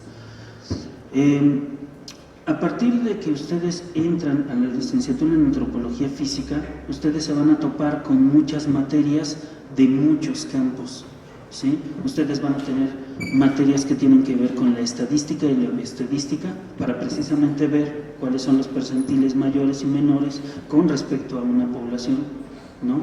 Para poder ustedes también saber cuál es la media, la moda, la mediana en relación a alguna población, para saber si la población tendía hacia la longevidad o no, ¿no? Digo, por poner solamente un ejemplo. Ustedes van a tener también materias como bioquímica o genética, con las cuales van a poder ustedes analizar investigaciones de esta naturaleza, ¿sí? Un campo robusto es el campo de la osteología, donde ustedes van a ver materias como osteología, somatología, ontogenia. Esto es, uno desde pequeño siempre está muy influenciado, no solamente por la genética, sino también por el aspecto social, el ambiente social en donde nosotros nos desenvolvemos, ¿no? Estos son aspectos genotípicos y fenotípicos. ¿A qué me refiero con esto? A que ustedes, pongamos ahorita un ejemplo fantasioso de que tienen a un gemelo, ¿sí? Y ese gemelo va a crecer en Tamaulipas, en Ciudad Juárez o en la ciudad de Chihuahua, ¿no? Puede ser que por aspectos genéticos, ¿sí?, tiendan a tener una vida media de 75, 80 años, por los aspectos genéticos. También pueden tener ya sea astigmatismo o miopía por aspectos genéticos que se relacionan con la familia, ¿no? Pero el aspecto fenotípico también es muy importante, el ambiente social en el que ustedes se desarrollan, ¿sí? Si están en un momento tan álgido de ahorita como es el narcotráfico, puede que la situación social no les permita llegar a los 70 o 80 años, ¿no? Ahora, estoy poniendo ejemplos muy drásticos, ¿sí? Pero también, si ustedes viven en una zona rural en donde no es posible tener los medicamentos adecuados cuando ustedes tienen alguna enfermedad, también pueden perecer, ¿no? No es solamente por el aspecto social relacionado con cómo se vive ahorita, cómo es que estamos viviendo ahorita, sino también con todos los fenómenos, tanto naturales como sociales, que nos están influyendo. Todo el tiempo están influyendo en nosotros, ¿no? Día a día. Así como hace rato la maestra hacía referencia, ¿no?, de hacer como estos ejercicios prácticos. ¿Cuántos de aquí han tenido alguna fractura? Bueno, esa fractura ya está en su historial osteológico, por así decirlo, ¿no? Esto es que cuando ustedes mueran y alguien más encuentre ese resto óseo, van a saber si este resto óseo tuvo alguna lesión, si esa lesión llegó a ser, se quebró el hueso, si ese hueso se sanó, ¿sí? Se van a encontrar esos cambios, ¿no? Si ustedes tuvieron una mala alimentación en algún momento de la vida, también se va a notar, ¿no? Porque no van a crecer lo suficiente, porque van a tener esos rastros en los restos óseos. Todo eso lo estudia la antropología física, ¿no? Y eso lo van a poder ustedes encontrar en materias como osteología, como somatología, como ontogenia, ¿no? También lo que estaba comentando la maestra Bernal sobre la historia, lo importante que es rastrear los documentos desde las épocas pasadas hasta el día de hoy, ¿no? Eso ustedes también lo van a encontrar en la currícula de antropología física en las materias de historia, historia social de México, historia social de Europa, ¿no? Y van a tener un campo también muy importante de evolución para la antropología, historia del pensamiento antropofísico. ¿Por qué la antropología física, como decía el maestro Argüelles, es de las primeras? No es novedoso, no es casual que la antropología física sea tan robusta en nuestro país y sea la única que tenga este tipo de materias, ¿no? Hace apenas unos días veíamos esos puntos antropométricos para ver si el Chapo era el Chapo, ¿no? Bueno, eso lo estudia la antropología física y tiene una razón de ser, ¿sí? Obviamente, como lo decía el maestro Argüelles, hay que ir quitando esas ideas sencillas, ir quitando esos juicios de valor, ¿no?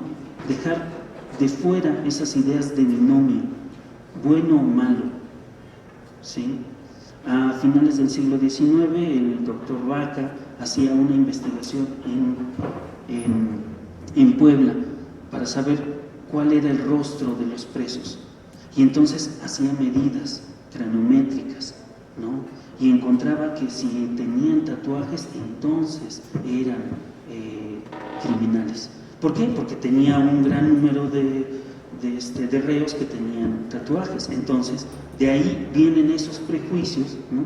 No quiere decir que ahí nazcan, pero esos prejuicios los seguimos arrastrando hasta el día de hoy, ¿no? En donde todavía un gobernador de Sinaloa o de Saltillo dice: a ver, todos aquellos hombres y mujeres que se tatúan son hombres de mal, ¿no?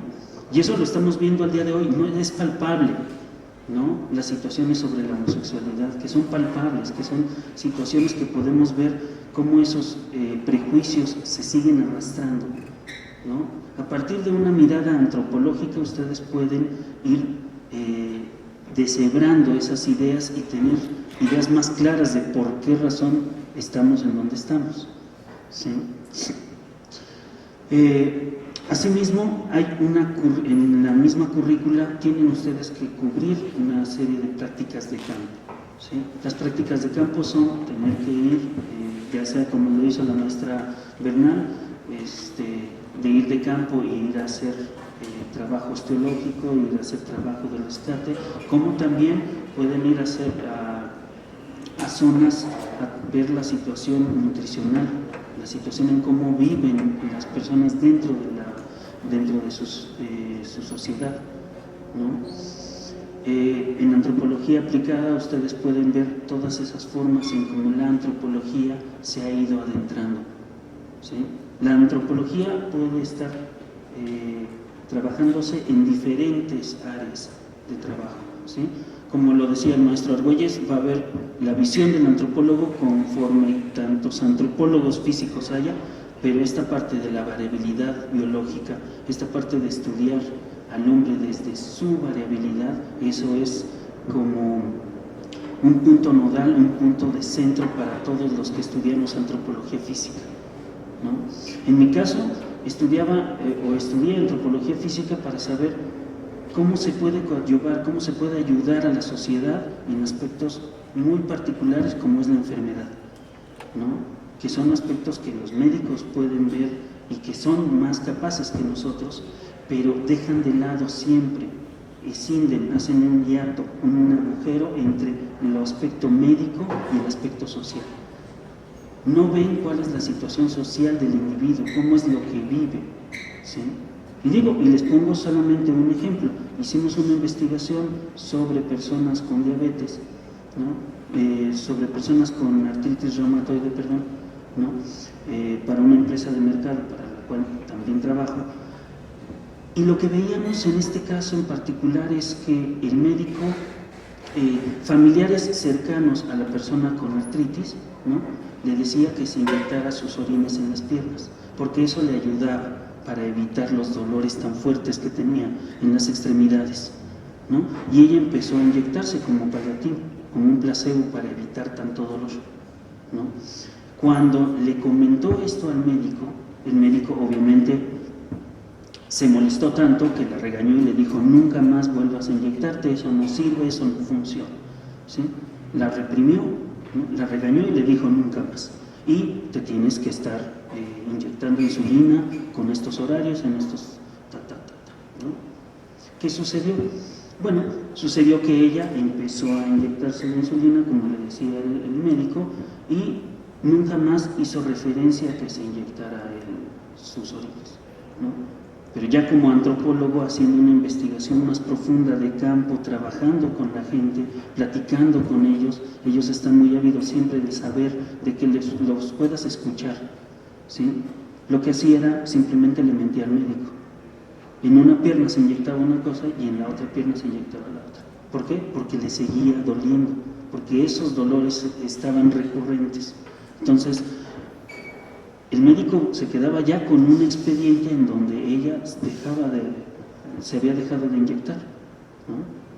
Pero realmente lo que sucedía en la parte social es que, como ya me regañó, como ya me dijo que no lo tengo que hacer, pues prefiero mentir y no decirlo, ¿no?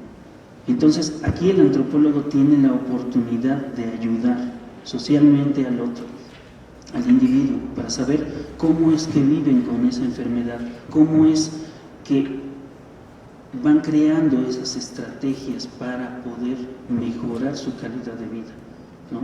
Y nosotros como antropólogos tenemos esa oportunidad de hacer investigación social para ayudar al otro, ¿no? Y estoy poniendo un ejemplo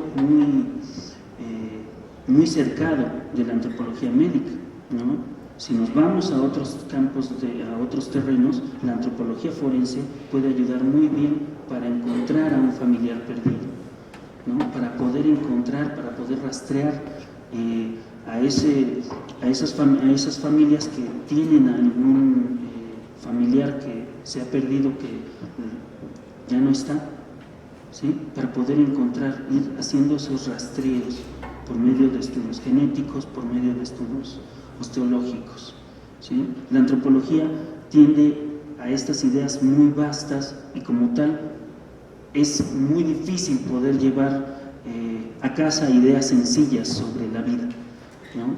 Por eso decía el maestro Argüelles, la maestra Bernal, la antropología es una cosa compleja que se tiene que ir estudiando y de una vez les adelanto, puede ser que al segundo o al tercer año de estar estudiando de antropología física pueden estar todavía más desorientados de qué quieren hacer de la vida, ¿no? ¿Por qué? Porque el campo es tan amplio, tan vasto, tan enorme, que es muy difícil. Me ha tocado a mí unos 10, 15 casos, en el caso de los estudiantes con los que luego tengo oportunidad de trabajar, de que desde que entran en el primer semestre tienen ideas muy claras de qué van a hacer al final, ¿no? Durante los semestres van encontrando cosas que los seducen tanto, esta parte de la evolución, de la paleoantropología, la parte de la historia de la antropología, de cómo la antropología se fue cuestionando su quehacer científico, ¿no? De por qué o cómo es que la misma antropología física puede ayudar a construir toda una forma de pensar de una sociedad, ¿no? Y digo, me voy directamente a un caso emblemático, ¿no? No sucede en el país, pero ayuda a ver cómo la antropología en particular puede ayudar a tener una visión mucho más clara, mucho más específica de un proyecto de nación, ¿sí? Me refiero al caso de Florentino Meguino, un antropólogo argentino, ¿no? Que encontraba durante el siglo XIX una serie de restos óseos de ciertos dinosaurios, ¿no? Que él daba por hecho de que todo ser vivo había nacido en Argentina, ¿sí? A ustedes les podrá sonar simpático, ¿no? Por eso es que son tan sencillitos los argentinos, pero esta es una idea primigenia, esto es una idea todavía anterior a ella. Es gracias a Rosas, ¿no? El gobernador que estaba en ese momento, que le empieza a dar fuerza y vigor a las ideas de Florentino Meguino para poder tomar de ahí esa idea nacionalista que necesitaban los argentinos por ser país migrante, ¿no? Por ser país de puros migrantes que venían de Italia, de España, ¿no?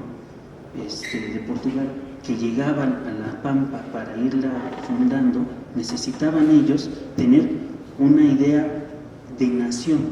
¿Qué mejor idea de nación que poder hacer apoyo, poder apoyar las investigaciones de un antropólogo que decía que los restos óseos más antiguos venían de Argentina? Digo, más adelante se pudo venir esas teorías abajo, pero ayudaron muy bien a consolidar socialmente a una comunidad como es la Argentina, que tienen una idea de un arraigo nacional muy fuerte, ¿no? En México no se podría hacer una cosa así porque tenemos una historia prehispánica de muchos siglos atrás, ¿no? Pero podemos ver cómo esta parte de la antropología puede ayudarnos a ir creando conciencia de qué tan importantes somos como humanos dentro del país, ¿no? De cómo la antropología puede ayudar no solamente en el terreno médico, sino también en el terreno social, sino también en el terreno histórico, ¿sí? Entonces, deben de tener ustedes claros que posiblemente en el cuarto o quinto semestre estén llenos de dudas de a qué dedicarse dentro de la antropología física. Eso sí, sabrán que quieren ser antropólogos físicos, pero no saber hacia qué campo querer desarrollar, ¿no? Si ustedes quieren desarrollarse como en la parte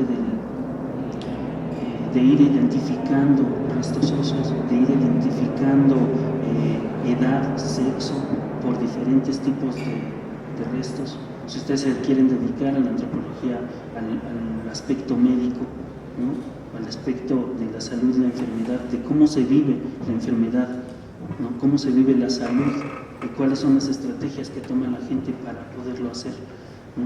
Si ustedes se quieren dedicar a la parte genética para ir rastreando los orígenes, como decía la maestra Bernal, se hacen investigaciones para saber qué porcentaje tenemos nosotros de otros ancestros, ¿no? Porque todo eso está en nosotros, cada uno de nosotros es una parte histórica muy importante, porque hay mezclas, porque hay entrecruzamientos genéticos, porque hay esas combinaciones que lo que va haciendo es dejando un pequeño rastro, un rastro muy pequeño, ¿sí? Pero que al final podemos nosotros ir indagando, ¿no? Que podemos nosotros ir yendo hacia esa otra parte y rascar para saber realmente en dónde estamos nosotros parados, ¿sí? La parte histórica es muy importante porque también nos va a ayudar a no caer en los errores anteriores, ¿sí? A mí me da mucho gusto estar el día de hoy aquí con ustedes porque de entrada estoy con otros dos colegas que son de mi misma generación, ¿sí? Tanto la maestra Bernal como el maestro Argüelles estudiamos juntos el mismo año en la carrera, ¿no? Y estamos todavía aquí, a casi 20 años de distancia, ¿no? 18.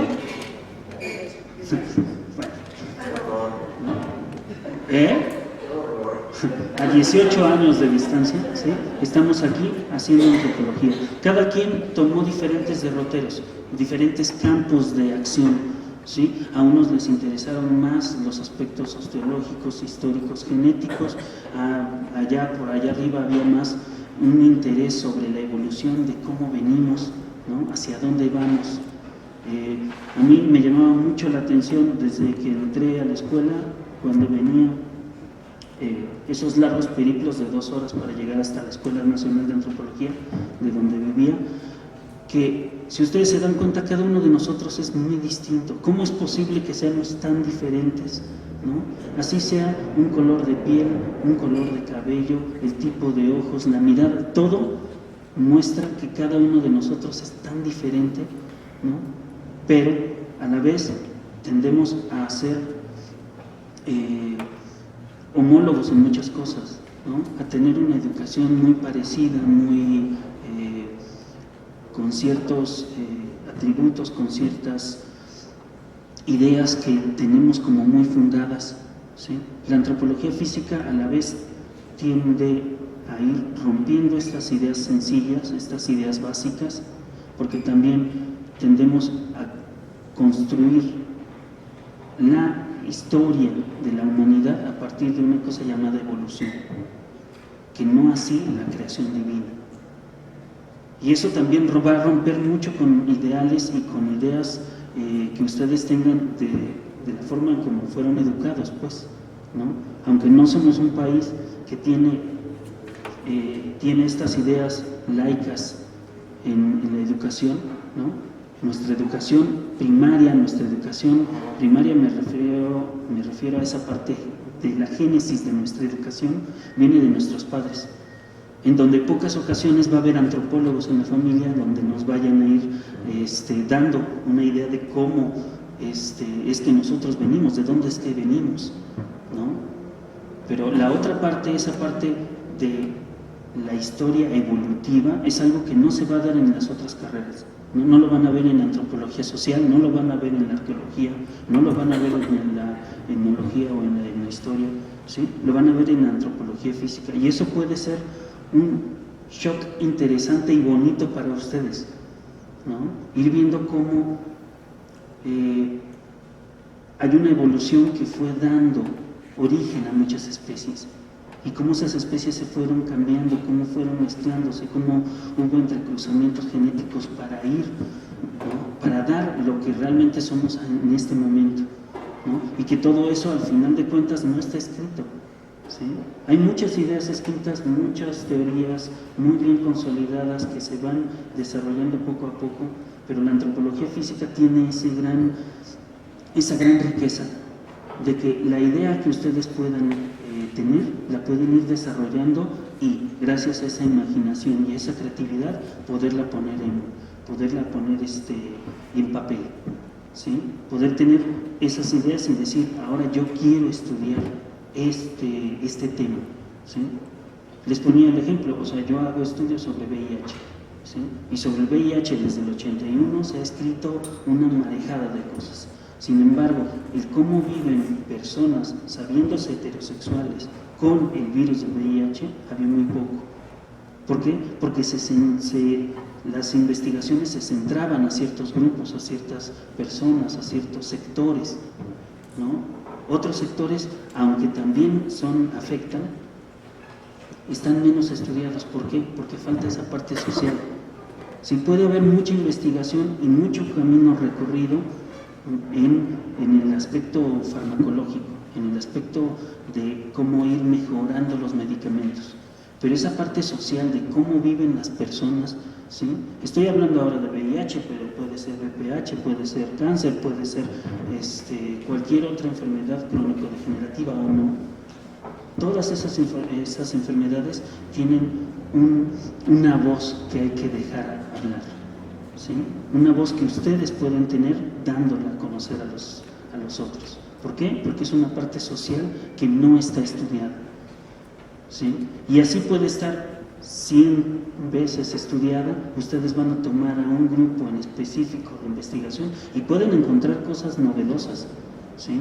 O sea, la investigación que les mostraba la maestra Bernal es novedosa porque no se había hecho en esa área en particular, sí en el resto del mundo, ¿sí?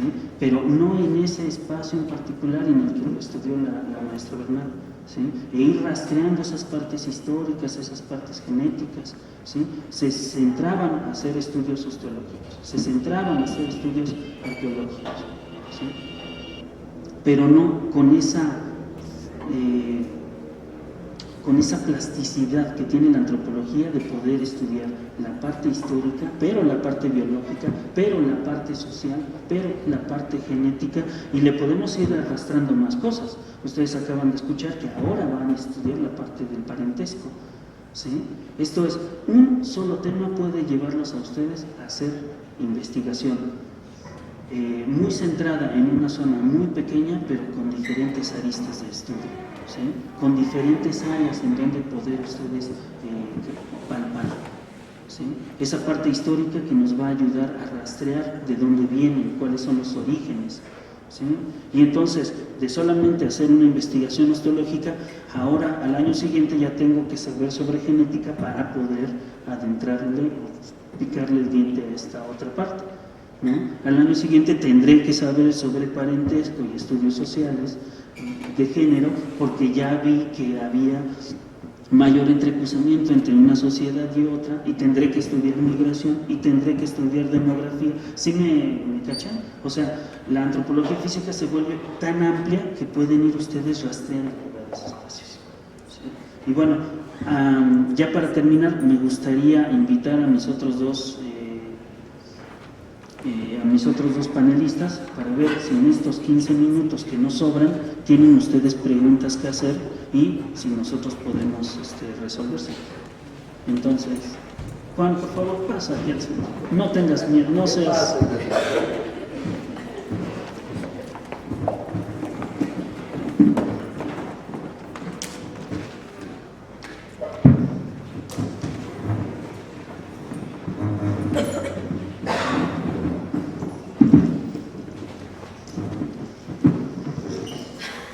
Pues así. ¿Tienen preguntas? ver, sí, sí. ¿Ibas a hacer algo?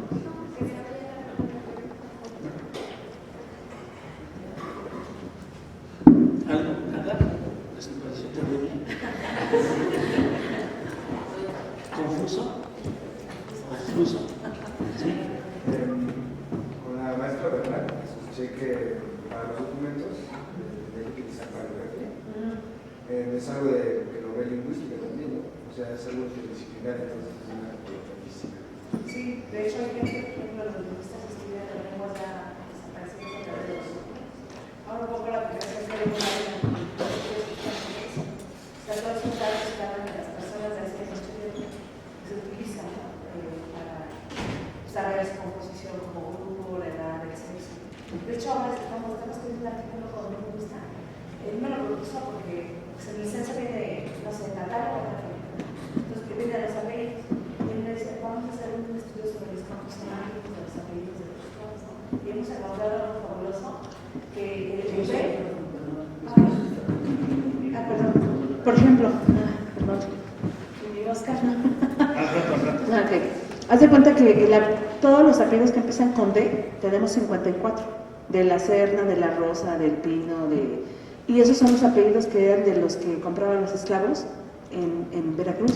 Y se mantuvo, el esclavo obtuvo el apellido porque era el Juan Pedro de Señor del Pino, y se mantienen todavía hasta en la actualidad. De hecho, en el censo de Oaxaca salen los apellidos, ¿no? Entonces estamos haciendo un estudio sobre los campos semánticos de los apellidos. Es antropólogos físicos con lingüistas. Ahora, nada más para abonar a tu pregunta, dentro de la misma currícula, así como las prácticas de campo y estas materias obligatorias que tienes, ustedes tienen la oportunidad de tomar materias optativas. Esas materias optativas pueden ser de las 7 licenciaturas sin discriminar alguna, ¿sí? Y esta parte de la paleoantropología la estudia concienzudamente la etnohistoria, ¿no? Que es la parte donde no hay registro histórico y que tienen que ir rastreando documentos hacia el pasado y también poder leer documentos del siglo XV, siglo XVI, que no lo comenta la maestra Bernal, pero es todo un arte tener que leer un documento del siglo XV, XVI o XVII, ¿no? 16 y 17 los más difíciles y complicados, porque no hay máquinas de escribir, porque todo es a mano, porque los términos son muy distintos, es un español antiguo, ¿no? Que no es fácil de leer y que tienes que tomar cursos para ello, ¿no? Entonces, no te lo comentó la maestra Bernal, pero ella tomó cursos de historia, ¿no? Para poder hacer paleoantropología. Entonces, es importante tener claro que ustedes pueden tomar materias optativas de todas las licenciaturas, ¿no? Para tener esta parte que efectivamente comentas, tener una visión múltiple de las carreras.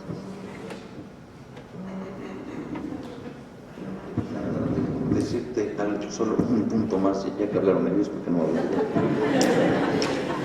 La mayoría de las investigaciones de antropología aplicada suelen ser interdisciplinarias y uno suele aprender un montón de cosas. A veces te auxilias de gente y a veces, si ya tienes una pregunta muy específica, llega el caso en el que te tienes que meter tú mismo. Pero en todos los casos, pues esto es investigación del pasado, esencialmente. Entonces, es mucho una actividad Sherlock Holmes, o sea, es mucho, un ADN te lleva a un sitio específico, en ese sitio, con unas tumbas, llegas a un lugar específico donde tienes que ver una fe de bautizos, una serie de... Y al final uno acaba, que eso es muy bonito, primero acabas conociendo gente que piensa cosas padrísimas, interesantísimas siempre, y sueles tú volverte un poquito un todólogo y un especialista en una cuestión particular, porque la investigación cada vez se vuelve pues mucho más robusta y entonces hay que especializarse. Pero una cosa que tiene muy bonita cualquier carrera de aquí es que sí te especializas mucho en una línea, pero siempre tienes que estar a la vanguardia en otra. Hay carreras, ¿no? Yo pienso en las matemáticas, ¿no? Evaristo Galois, que revolucionó el álgebra a los 20 años, ¿no? Y un día antes de un duelo ahí, ¿no?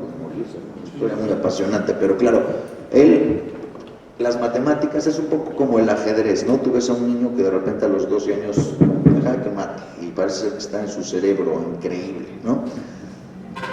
Este tipo de carreras no tienen mucho que ver con eso.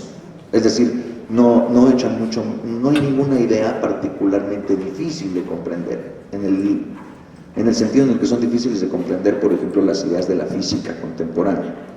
Si la antropología es difícil es por la cantidad de datos y la cantidad de conocimiento que tienes que tener para empezar a relacionar algunas cuestiones y apenas empezar a plantear hipótesis. Entonces, en ese sentido, es una carrera mucho más de investigación diaria. Si no te gusta mucho leer, en este momento levántate y vete y no vuelvas a esta escuela, porque no puedes confiar. Sí, claro, sí, no son carreras en las que te puedas basar mucho en tu talento, en tu manera de comprender algún fenómeno extraño. La verdad es que son fenómenos, son estudios muy claros de cosas que quieres saber, cuestiones históricas, rastreos del pasado, investigaciones forenses, todas ellas en donde ves datos y los relacionas, pero sobre todo en la interdisciplina y con un montón de investigación de archivo. Mencionaba hace rato un poco de la primatología y yo quisiera saber cómo se relaciona la primatología con la antropología física.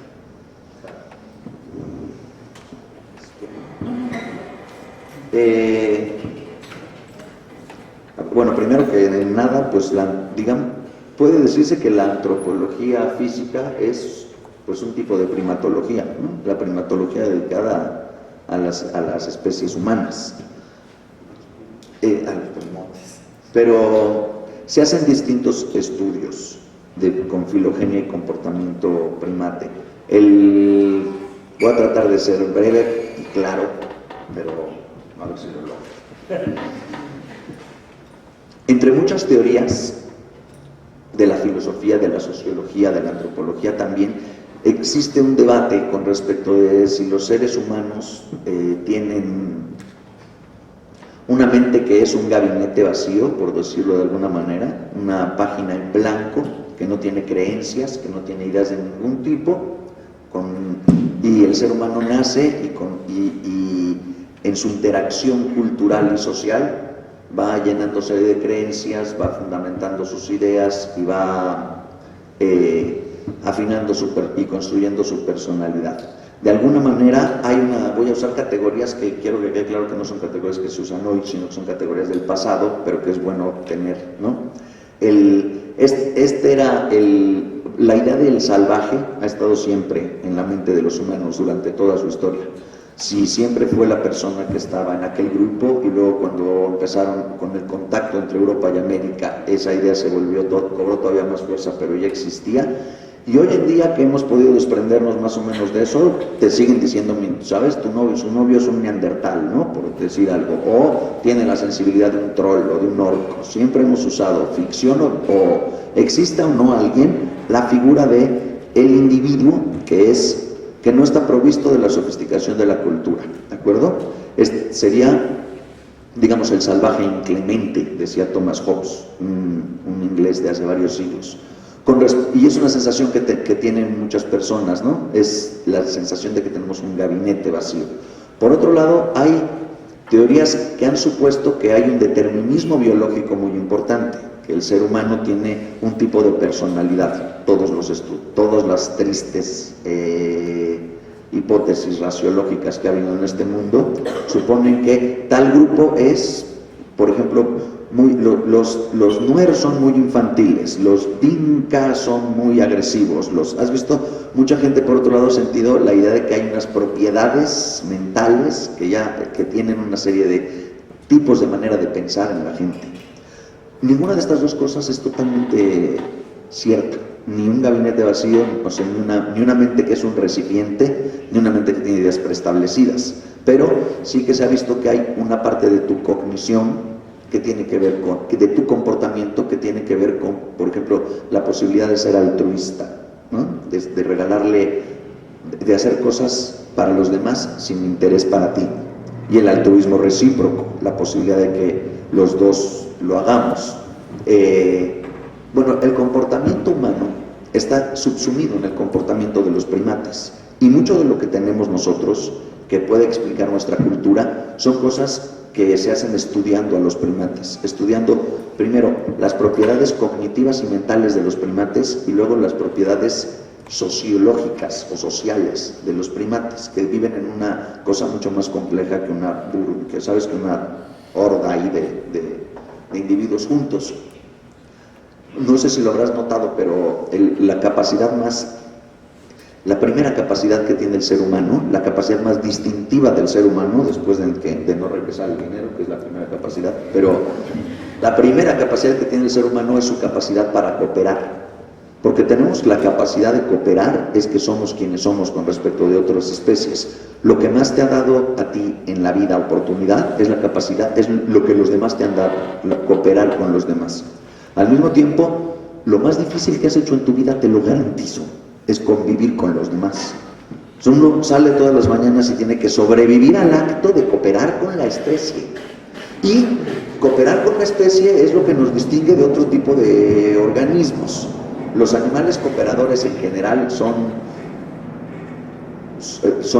tienen una fortaleza enorme. Las hormigas son aproximadamente el 20% de la masa biológica total del planeta. Y mira qué socialitas son, ¿no? Son distintas que el ser humano. Pero la posibilidad de tener altruismo entre tú y yo, una persona que no tiene nunca altruismo, ¿has visto a alguien que si alguien se levanta y dice yo nunca más le voy a hacer un favor a nadie en el mundo? Está pelas, ¿no crees? Está pelas de esta sociedad. Una persona que no tiene empatía está tronada en esta sociedad. Si no puedes ponerte en los zapatos de otro, a veces, para comportarte de una o de otra manera, no puedes ser justamente no puedes ni atacar ni defenderte, ¿eh? Para la empatía quiere decir ponerte en los zapatos del otro y también ver lo que te va a hacer, calcular las distancias, ser piadoso. Hay una serie de cosas que pensamos que son propias nada más de nuestra moral creada en la cultura, que son factores cognitivos. Niños que no han tenido mucho contacto con la sociedad son, lo habrás notado, primero muy buenos y muy cooperadores, son muy lindos. Luego todo el mundo dice, los niños son crueles, ya has oído toda esta serie de cosas, ¿no? Que más bien los niños tienen que suplir su altruismo increíble por una competencia social. Bueno, todas esas categorías se presentan en los primates. Lo que nosotros hacemos muchas veces son estudios comparativos de la mente de los primates cuando los ponemos cuando los observamos primero en su estado natural o luego cuando les hacemos ejercicios para ver qué tipo de cognición tienen y comparamos eso con una serie de cosas que tenemos nosotros y vamos viendo qué tienen parientes primates nuestros que decir al respecto de nuestra cultura, de nuestra organización jerárquica y de nuestras cualidades mentales.